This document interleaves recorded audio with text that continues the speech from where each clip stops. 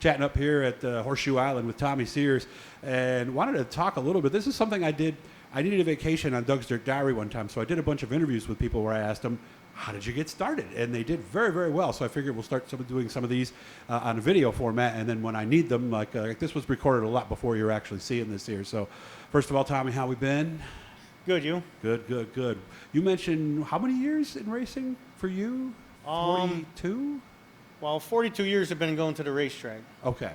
And 35 as a driver? Yes. Okay. So obviously it was your dad who drove? My dad used to drag race at Fulton and stuff when it was asphalt, when they had the drag strip going, and then when it got dirt, he tried racing, and then the kids took over after that. Okay. Did your uncle race too? Yes, my Uncle Frank raced, used to run the late models, and we always worked with him on that stuff and everything. Okay. So what was it like for you? How old were you when you first got a car? Me and my brother were 11 and 12 when my dad was driving, but my uncle was driving before that, and we were always helping. So we were always at the races early, and it just grew on us. And my brother started racing at 14, and then it just continued on. Now, were you guys some of those guys like that had field cars and stuff like that? Because I know a lot of people started that way in that time period. Well, we had a car with my Uncle Frank, and we were my dad was partners with him. He drove, and they worked on it together and everything. That's what got everything started. Okay. What was your first car? My first car was a street stock. It was a 66 Chevelle. Okay. Was that something that had been in the family, or was that your car? No, that was something we bought and built ourselves to go racing right off the get-go. Okay. And what was that car considered at the time? What class was it? It was a street stock then. Street stock. Yep. Probably not like today's street stocks. No, they're a lot different now. How? What was different? Was this more like a pure stock almost? An enduro car? At the time, it was like a pure stock car. 8-inch tires and no race. DOT tires, right? Yes, no race tires. Mm-hmm. And then we ended up moving up to street stocks, and then that was a little bit different, but not much more. Just tire was different maybe? Tires and your engine and stuff like that was a little bit different. Okay. Cost a little more to run the class, but it was more competitive. Do you remember the first night, and where was it? Yep, our first night was right in Fulton myself. Fulton is our home track, only 15 minutes from here. So, And the first night I went, I wasn't nervous, but no, my dad was. How'd you do? Do you remember? I think we qualified, so that was right out of the gun. That was pretty good. Why? How many cars did they have? Oh, they always had consies and sent people home. So 30, 40? Yeah. So being the first night I qualified was a chore, So I would imagine that was somewhat of a little, maybe even a big victory for you at that point. Yeah, and then eventually by the end of the year we were running in the top 5, so it was pretty good for us. Okay. Now you started first or Timmer started first? My brother started first. He's older. He started first. Okay. Why did I always think he was younger than you for some reason? I don't. Because a lot of people do, right? A lot of people do because I'm named after my father, so I always think I'm the oldest. Maybe that's where I got that from. Yeah, because you're a junior technically, right? Yes. Okay. Yes. All right. Who got the hang of it quicker? We both were pretty good right out of the gate. Okay. All right. Was there a rivalry? No, because we didn't race together that much until we class? got a little older. He was in a different class than Yes. you were? Okay. Yeah, he ran late models and I ran street stocks. Mm-hmm. And of course, we're talking late models. What made a late model different than a street stock then? The motor, tires, there was a lot of difference. Okay. They had like a modified motor and tires and everything on them. Okay. So. But with the two of us running, we couldn't really afford both of them. So he eventually stopped and we put everything in running one car. And that was you? Yes. Why? Why you? Why not him? Well, he wanted to do that, and then we ended up winning races. Then later on, it went the other way. I got out, and he raced for a while, and then he was able to win a lot of races. So, Gotcha. it makes a big difference when you don't have enough, and we're competitive. We want to win races, so that's just how you got to do it. And you guys, did everybody pretty much build their own cars back then? I don't know that everybody did, Most? but we did because that's the only way we could go racing. And we had a lot of junkyards to supply parts. We had a lot of sponsors that, back then you could get a lot of stuff for free. Okay. That's true. If you had a sponsor at a junkyard back then, we call it recycling yard then, and an auto parts store, you were good, right? Yeah, and at that age, me and my brother both knew how to weld and do our own motors, and So right out of the gate, we could do all our own stuff. And obviously learn that working on your dad's stuff and your uncle's stuff, Yes. right? Yeah, and that's what we had to do to race. You had to do everything yourself. Was that always the goal for you as a little kid playing with Hot Wheels and stuff, was eventually to drive a race car? I don't know that that was the goal at the time, but that's just the way it went once we got into the racing program.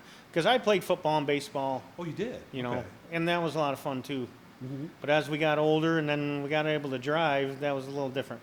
Okay, all right. You know. When did we start to move up and start to become? Because didn't you do modifieds and then you dropped back and then got back in? Well, what happened, Doug, is street stocks, and we were running a lot of races and winning a lot of races.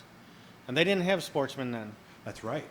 So we had to go, we overspent our budget and went modify, and we only lasted about 6 races. Oh, that was it. Okay, I remember it wasn't very long. No, it wasn't very long. So then we had to sell everything and regroup, and then I didn't race for a couple years.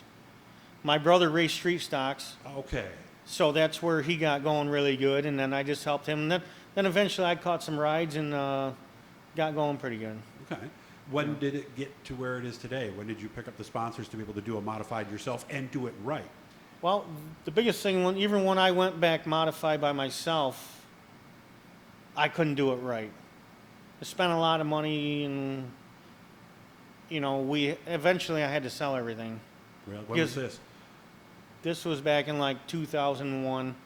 We were running Wii Sport. We were running good. We were winning races, but we just had no sponsorship and paying out of our own pocket, and it just got to be too much. So at the end of the year, we had to go sell most of the stuff. So, I can imagine how badly you must have felt about things. well, it is, but you got to look at it financial part too.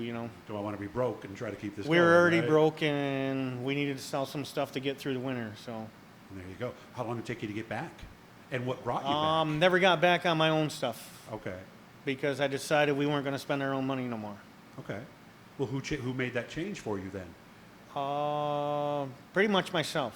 Okay. Well, how did you do that? I mean, how do you shop yourself as a guy and find a ride? Well, through the years, I've been a pretty decent driver. I've won in every level, and I just started talking to a lot of people, more than I usually did, and eventually caught some rides. And in Mullen Industrial, I worked for him, and he gave me a ride earlier in my career, but only lasted a year because I was green, 1 year in the modify. And then after that, we've hooked back up, and it's been really good since then. Now, do you own your stuff now or no? All my stuff is owned by Mullen Industrial. Okay. So And, basically, you're the one in charge of maintenance and whatever needs to be done. To I keep it take on the care of track. everything, and he spends the money, which is really good for us and really good for him too, because we don't take advantage of him. We win races, and Yeah. it works good in both our departments. Okay. What do you see the future being? I mean, do you see yourself concentrating more on your son at this point, maybe? Eventually, not help him as much as we can, but he's got to have the drive to do it too. You got to have drive to do this, and you got to have motivation to win. And if you don't, if you want to run 10th or 12th, that's okay. Yeah. But that's not winning races is what makes this fun. Yeah. How long do you see yourself continuing? Um, Or have you thought about it even? I haven't thought about when I would stop, but I cut back on a lot of my racing. Probably one night a week, probably for another year or two, maybe a little longer. We'll see how things go. What would you do after that? I mean, because obviously this is an excitement that I've talked to people who've gotten boats and other things to try to get that adrenaline going, and they say there's nothing even close. No, there's not, because we have a boat. We live on the water. We have a lot of stuff we can do, and it's just not the same. No, not even close, huh? No. All right. All right. Future's bright, though, right? I mean, we're hoping to get out this year, and we'll see what happens, right? Yeah, future's bright. We have sponsors, and we're just waiting for some tracks to get ready to go here. Thanks for your time. Again, remember, like and subscribe, guys. We're going to do even more of these stories about how people got involved in racing, because there's times when there's rainouts and things, and I want to have some new stuff for you. Tommy, I appreciate you making time for me today. We did 2 interviews, and you also made time for my daughter with her school Yeah. project, so I really do appreciate it, man. Thank you. No problem. Thanks, Doug. Yeah, and I called him out of the blue today. I need something for the website. So he was nice enough to make some time for me, so thank you very much. Remember, like and subscribe, guys. We're going to be doing a lot this summer.